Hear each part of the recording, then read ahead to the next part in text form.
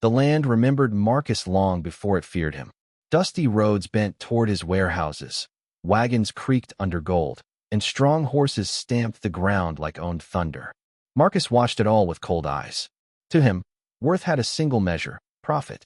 Anything that slowed, weakened, or failed was erased without hesitation. Mercy was a language he never learned. Shadow had once been his finest proof of power. A black horse with a chest like iron and legs that never trembled. He carried Marcus's richest cargo through storms and ambush routes where men prayed not to die. Years passed. Muscles thinned. Steps shortened. Then the darkness came. Shadow's eyes clouded, and the road disappeared forever. Marcus didn't see loyalty when he looked at him. He saw loss.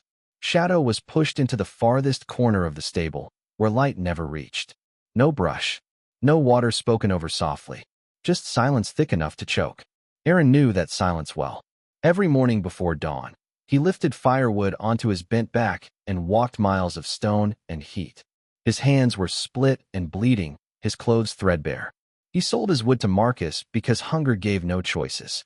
Marcus made him wait, counted coins slowly, let insults fall like casual rain. Aaron never answered, not because he was weak, but because 5 children waited for him to come home breathing.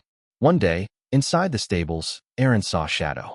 Thin ribs, lowered head, blind eyes staring nowhere, something twisted in his chest.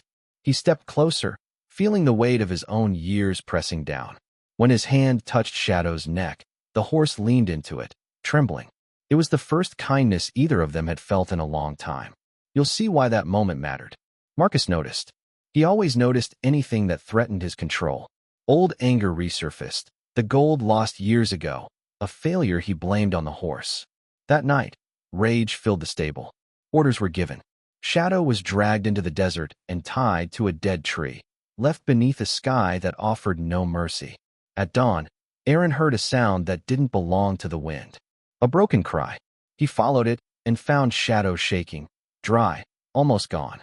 Aaron cut the rope, pressed water to cracked lips, and carried the weight home one slow step at a time. Laughter followed them through the village.